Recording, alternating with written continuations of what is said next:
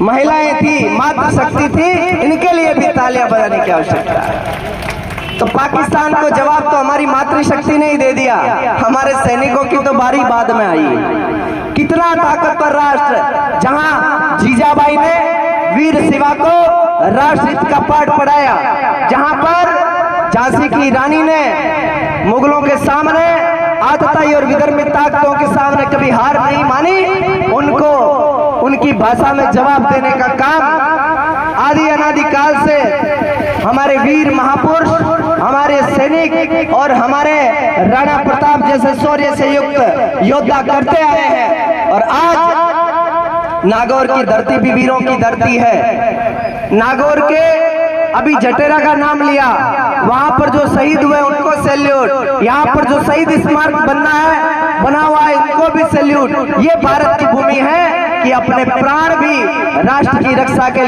न्योछावर करने के लिए तैयार रहने वाले लोग नागौर की धरती से भी निकले। और यहाँ की ये तिरंगा भव्य रैली यात्रा दिव्य होनी चाहिए और यहाँ का संदेश भारत में नहीं, उस दुश्मन देश, पड़ोसी राष्ट्र और मुल्क में भी जाना चाहिए कि अब यदि हमने कोई गुस्ताखी की, उनकी उर्दू की भाषा में बोल देते हैं, अब यदि उन्होंने कोई गुस्ताखी की तो अभी तो केवल जो है 9 आतंकी ठिकाने, 9 एयरबेस, इतना ही काम किया है। अब पाक ऑक्युपाइड कश्मीर भी लेने का काम हमारे पंत प्रधान करेंगे सेना के माध्यम से।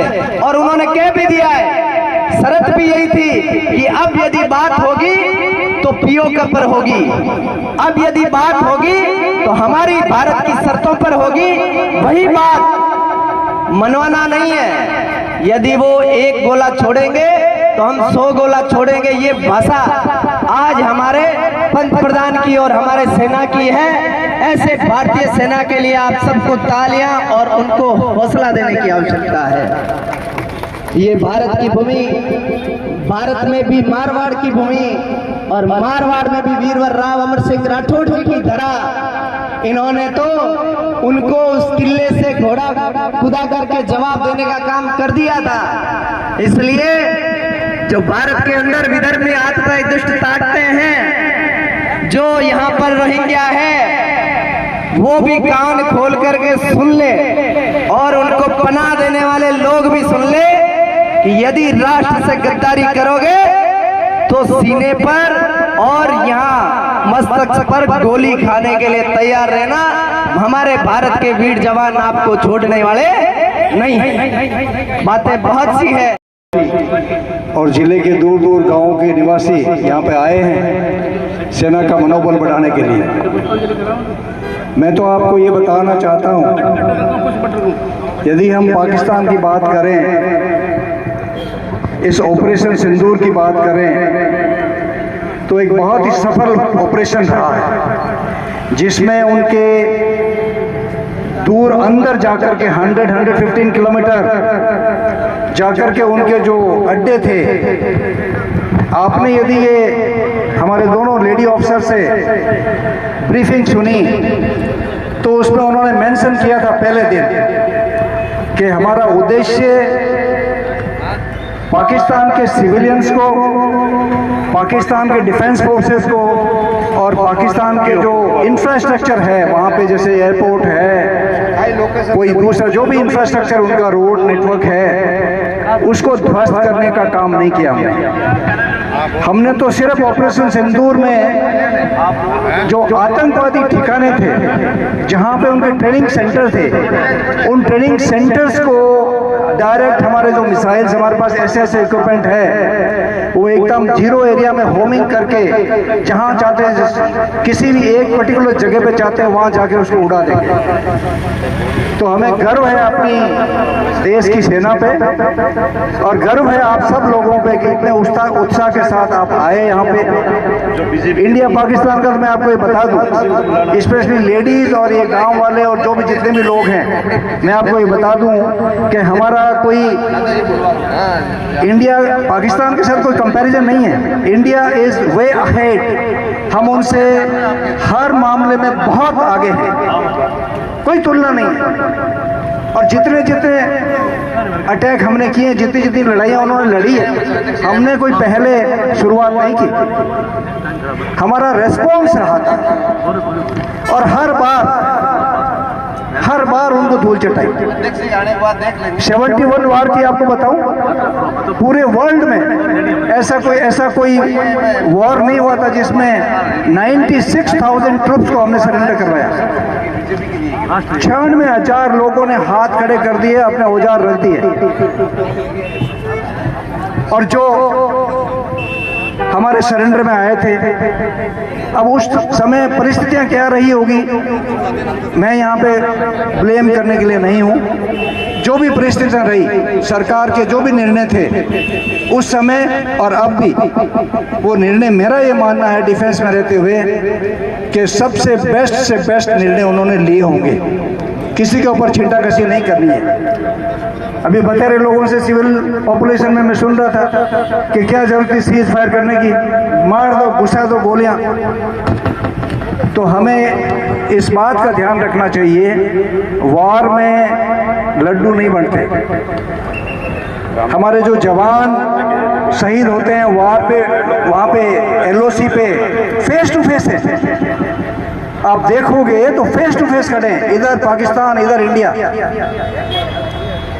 तो वार लास्ट ऑप्शन होना चाहिए।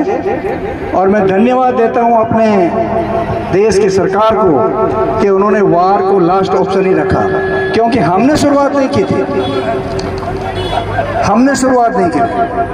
और ये न्यूक्लियर आर्सेनल जो भी है उससे भी आपको डरने की बात नहीं है, बिल्कुल डरने की जरूरत ही नहीं है। हम लोग Indian armed forces, air force, army और नेवी बहुत कैपेबल हैं, आपको किसी तरह की चिंता की बात है ही नहीं। हमारी कोई उससे पाकिस्तान से तुलना नहीं। पाकिस्तान ये इंडिया ऐसे, पाकिस्तान ऐसे। यदि वाले राष्ट्र और देश हैं, उनके फाइटर जेटों को और उनके ड्रोनों को भी हमारे S-400 ने हवा के अंदर ध्वस्त करके उनको बता दिया कि अब भारत पहले वाला भारत नहीं रहा। लेकिन हमें भी सजग रहना पड़ेगा। जो सीमा पर हमारे वीर जवान, राष्ट्रहित ही उनका धर्म है। जो हमारा पंत प्रधान कहता है नेशन फर्स्ट, राष्ट्र फर्स्ट, उस भावना को हमें भी अंगीकार करने की आवश्यकता है। और आज उस भाव के साथ में जब राष्ट्र भक्ति की और राष्ट्र प्रेम की और राष्ट्र के हित की आवश्यकता पड़ जाए, तो क्या आप तैयार हैं ऐसे दुश्मन देशों से लड़ने के लिए? जब आपको कह दिया जाए कि आपको भी शस्त्र हाथ में लेकर के उस नपुंसक राष्ट्र को वंदे वंदे जय श्री राम, जय जय श्री राम। अब तो वो भी बोलने लगे जय श्री राम। धन्यवाद। ग्रहण करें, विराजे। एक बार मंचस्थ महानुभावों से भी निवेदन, एक बार विराजे। मैं हमारे जिलाध्यक्ष श्री रामधन पोटलिया जी से और इस यात्रा के संयोजक भाई रामेश्वर छाबा से निवेदन करूंगा, हमारे प्रदेशाध्यक्ष जी का तिरंगे का दुपट्टा पहनाकर आपका नागौर की धरती पर स्वागत, अभिनंदन जी का स्वागत प्रदेश अध्यक्ष जी द्वारा। इस यात्रा का संयोजक भाई रामेश्वर जी छापा से संयोजक मनीष काड़ा, किशोर गहलोत जी, आप तीनों प्रदेशाध्यक्ष जी का उद्बोधन सबकी ओर से आपका कहना है कि हमारे आदरणीय प्रदेशाध्यक्ष जी जो हमारे बीच चौधरी, आपसे निवेदन कृपया मंच पर पधारे। मोहन जी वैसा मंच पर पधारे।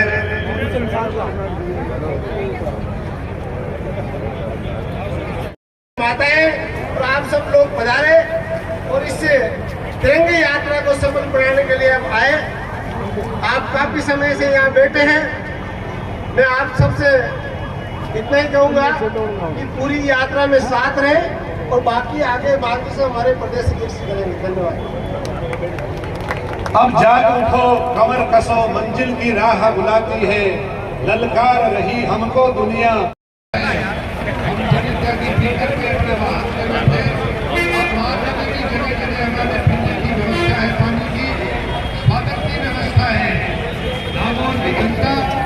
भैया वर्षा भैया करके भैया आप सबका स्वागत करें। हम सेना के सम्मान में सेना के अनुशासन की भांति पंक्तिबद्ध होकर भारत नागौर की धरा पर हम भारत माता के जयकारों की गुंजायमान करें और पड़ोसी शत्रु देश तक हमारे नारों की गूंज पहुंचे। थोड़ा ना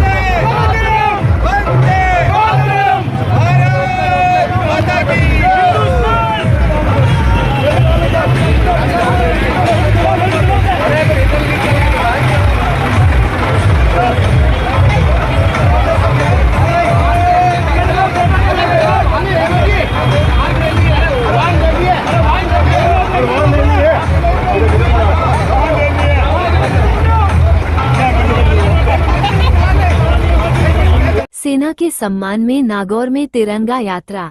नागौर में निकली 5 किलोमीटर लंबी यात्रा। कार्यकर्ताओं ने लगाए भारत माता की जय के नारे। नागौर में भारतीय सेना के सम्मान में तिरंगा यात्रा निकाली गई।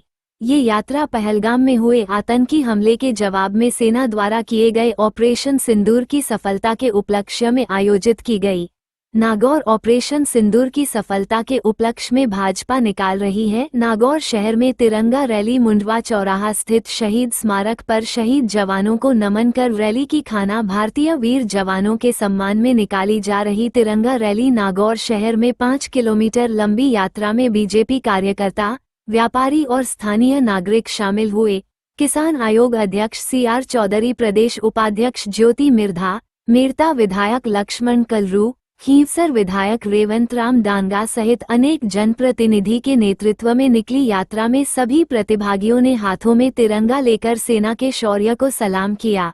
प्रदेश अध्यक्ष मदन राठौड़ ने कहा कि ऑपरेशन सिंदूर की सफलता से भारतीय सेना का शौर्य पूरी दुनिया ने देखा। उन्होंने कहा कि यह साबित करता है कि पहलगाम जैसे आतंकी हमले का मुंहतोड़ जवाब भारतीय सेना दे सकती है।